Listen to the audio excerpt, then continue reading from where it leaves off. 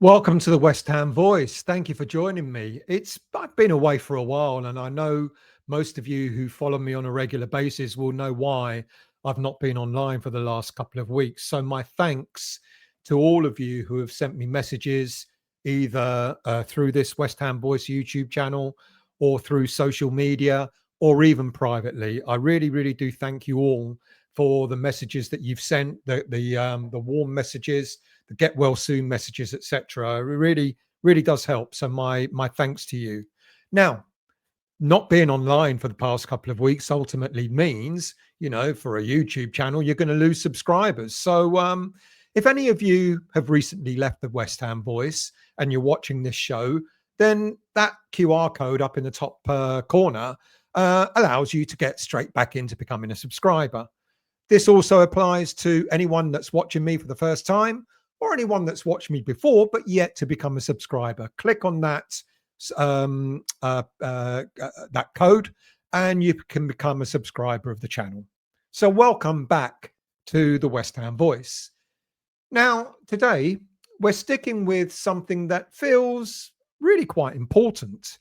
Last week, Nuno Espirito Santo made the decision to bring the academy coaches that he brought in when he first joined into the first team backroom as permanent fixtures. Now, look, it's a sensible decision from Nuno. Keeping academy coaches inside the first team fold, on the face of it, it's not flashy. It's not a big money move in any way. He's not bringing in his own people yet.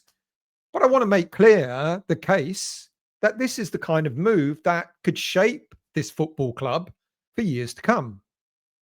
Over the next, 10 minutes or so, I'll explain who these coaches are. I'm sure you already know who most of them are already, what they bring, how this changes the player pathway, the academy player pathway into the senior team, and why that matters for this club's culture, and why it matters also for things like governance and stability and the way this club is run.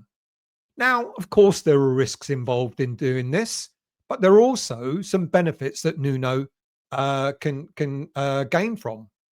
Look, the decision that Nuno's made isn't about just romanticizing the academy. It's about making promotion, as I've said, from academy to senior squad for the academy players less of a gamble. And it looks like it could be more of a plan. Now, let's be clear from the start. This isn't warm nostalgia just for the academy. This is a pragmatic choice. Clubs that create reliable pipelines from youth teams to the first 11, the senior 11, don't just save on things like transfer fees, they build identity. There's a resilience and there's a selling point when recruitment markets, transfer markets go a little bit wild. And Nuno's decision to keep Mark Robson, Steve Potts, Gerard Prendeville, and Billy Lepine close to the first team is an attempt to lock into that continuity. Now, who are these coaches? I'm sure you've already heard of many of them. You already know quite a bit about them. First, of course, is Mark Robson, who's the development lead. Robson's work is about timing. He's a UEFA Pro license coach who knows how to measure readiness. That isn't just about the talent on the ball. It's about decision making, physical preparedness, and the kind of temperament that survives a tough away day in the Premier League. Having him in the first team setup means that the person who has tracked a player across under 18s and under 21s is still part of the conversation when his debut into the senior team is being planned. Steve Potts, the defensive backbone. Potts is a West Ham name, a big name for West Ham fans. He brings a defensive culture that's consistent from academy to seniors to squads. For our defenders, coaching credibility matters. Younger players respond to coaches who've lived the club and understand how the team shapes defensively. Potts gives that continuity and a voice in the dressing room that commands attention and brings credibility that defenders would listen to. Then we have Gerard Prenderville. He's the midfield tactician. He's the coach who translates development work into tactical sense. He helps shape how midfielders think about space, transitions, and support play. When the same ideas are reinforced across age groups, a midfield graduate arrives with the right positional habits already embedded in him. And then there's Billy Lepine, or Billy Lepine, I think it's Lepine, our goalkeeping specialist. Goalkeepers are special cases. The jump from youth into senior level for keepers needs careful calibration. Shot stopping is one thing, but command of the area, distribution under pressure, and psychological resilience are other things that need to be considered. Lepine bridges that work so our goalkeeping prospects aren't learning new methods on the job if they ever make the senior squad. And very few of our goalkeepers have really made the senior squad over the years. So between them, we've got cover for goalkeeper, defence, and midfield. There is one gap, and that's a dedicated striker coach at senior level. Now, there could be a coach that might come through, Carlton Cole maybe, or someone like that. Or this could be someone that could be brought in externally over time. But for now, the balance, I think, is thoughtful and practical. So why does continuity matter? Imagine a young player who's trained under the same ideas from youth level through to under 21 level. If that player reaches first team training and every coach suddenly speaks a different footballing language, the player has to relearn and may not perform as well. Continuity removes that shock. And how many times have we seen and how many times have we said, that our academy players should make the first team, only to find that they are completely incompatible to what the current coach is thinking, because there isn't that continuity that's been brought through. Promoting academy coaches creates that continuity between daily training and match preparation, closing that familiar gap between how youngsters are taught and what the first team expects.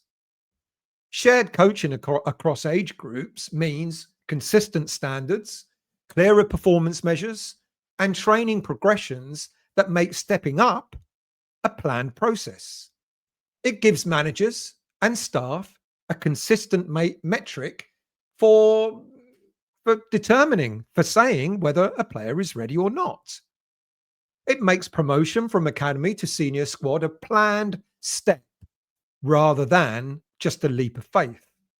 Now, these coaches will have watched a player's technical and psychological growth over seasons, and they can better decide when maybe a loan deal, a debut, or a positional tweak is right for those players. It reduces the risk of rushing or miscasting our young players. Now, real player examples for how this works, I think, are obvious. I think you can tell one or two players that could definitely benefit from this straight away. Now, when academy coaches move with players into the first team environment, adaptation should be faster and more reliable. A promoted player will know the routines, the language, and the expectations before they step out onto the pitch is already identified. And practical benefits include lower transfer spend if our academy players are successful, clearer internal scouting, giving players a clear pathway, knowing that now, if they do well in the under 21s and the under 18s, they are going to be recognized. It will be more predictable squad building, and fans can follow and understand what the pathway is. So let's bring this out of theory with a few names who I think could and should really benefit. And the first, of course, is Freddie Potts. Now, look, he's finally made it as part of the senior squad, but under Potter was getting next to no game time. And Nuno will see the value of the coaches who have seen Potts develop in the academy, and he will use their guidance to get the best out of this midfielder. Another name, obvious to any of you, will be Ollie Scholes. Now, although many believe Scholes will sit behind Youth in the pecking order, he's got to be ready. He's got to be prepared to step in and cover at any time. Youth is likely to be away at the AFCON in January, I believe. Plus, God forbid, he may pick up an injury. So Scholes is another player who has suffered under Potter after a bright start, but the academy coaches will know again the qualities, and will nurture him and have him ready when required. Other players, Mohamedou Kante, who we keep hearing an awful lot about in the under 21s. He's got that raw physicality, but he needs tactical structure. Now, the academy to first team coaching thread gives him that structure. When we look at how Kante plays for the under 21s, many fans suggest that he could be fast tracked into the senior team sooner rather than later. He adds pace, he's got a lot of grit, and could transform our midfield setup. But the coaches will help determine if and when he is ready to make that step up. And then, of course, there's Callum Marshall. For forwards, movement and pressing patterns are critical. When a striker's youth coaching already aligns with first team pressing triggers, they slot in with less arm waving and more contribution. And perhaps we have already seen signs of the academy coach's influence by the fact that Marshall made his senior Premier League debut against Arsenal just before the international break. And there is one more player that in my immediate thoughts, and that's, we don't hear much about him, but that's Christian Heggie. He just recently turned 23, and after several decent loan spells away, and several not so well loan spells away, not because of he was bad, but just not getting selected, he must have thought that his time at West Ham will probably be up, especially when Graham Potter signed Mads Hermansen, who I believe is only 2 years older than Heggie. Now, Heggie has been selected for the senior Hungarian squad, but has to yet make his full debut on international level. He has played for the under-21s, the Hungarian team.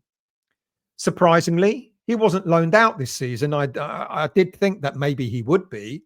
So I do wonder, with goalkeeping coach Billy Lepine having moved from the academy to the senior squad, whether Heggie might be earmarked for the number 3 spot at West Ham once Lucas Fabianski's year with the club expires. Then we have other things to consider. Governance and stability. One thing that West Ham fans have been crying out for over these past few months, especially through the protests. Now, clubs suffer every time a new coach comes in, because every manager, every new coach brings in wholesale changes. It's expensive, it confuses recruitment, and it can leave, as we've seen many times before, a lot of the academy players in limbo. Now, embedding long-term academy staff into the first team structure, it builds institutional memory that survives managerial change, that reduces strategic whiplash, and on recruitment and playing styles. It gives board members coach-led evidence when considering contracts, budgets, and infrastructure, because recommendations come from people who know player journeys rather than the one-off opinions. It cushions managerial change. If Nuno goes tomorrow, the players and the development philosophy doesn't disappear with him. Academy coaches act as a cultural anchor. They keep the tactical language, development priorities, and player relationships are all intact, so youth integration doesn't stall again. For fans, that means reassurance in some way. Supporters will always demand immediate results, but this is a way of saying there's a long there's a long game being played out here. One that protects youth, one that protects youth investment and gives an incoming manager a framework rather than a blank slate. Now, look, I said at the beginning, there are risks to all this. There will always be a risk to everything you do.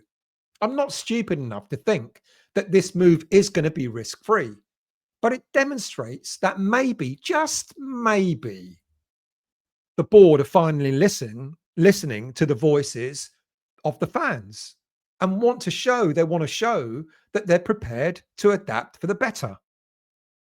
But the downsides, insularity, too much internal promotion may not always be the right approach.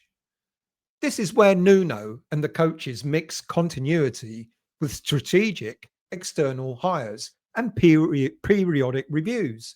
So fresh ideas get injected. There's no saying that Nuno will stick with this throughout his tenure at West Ham, but it's a good start from him. Short-term pressure, yeah, board and fans want wins, and integrating youngsters can be risky.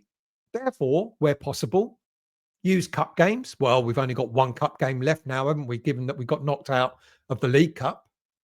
But use the next up-and-coming cup game if appropriate. Use planned minutes and targeted substitutions to roll players in without gambling the season away. Now, Nuno, he also benefits from this because he gains staff who already know the players. And they already know the environment and they already know what fans expect. That trust speeds up implementing tactical ideas, managing transitions, and making evidence-based cases to the board for patience or for more specific signings. And what about us as fans? How do we respond to all this? Well, we've got to support this plan, but we've got to do it in a critical way. If a young player comes on and messes up for whatever reason, the last thing we should be doing as a fan base is to call that player out and criticize him. We can't be shouting 1 minute, use the youth, and then the next, why did you use the youth? Can't have it both ways. So we've got to be patient and we've got to have some, by all means, but constructive criticism. When I say be critical, be constructive with it.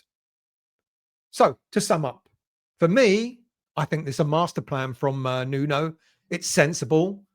It's a low drama move that can deliver stability. It can identify, it can give us identity, and it's financially prudent. He's not bringing in a whole host of coaches who are going to demand, new salaries. We're still paying off all the old coaches who left with Potter. So it's financially prudent. And if it's properly resourced and evaluated, Nuno hasn't really reinvented the wheel here.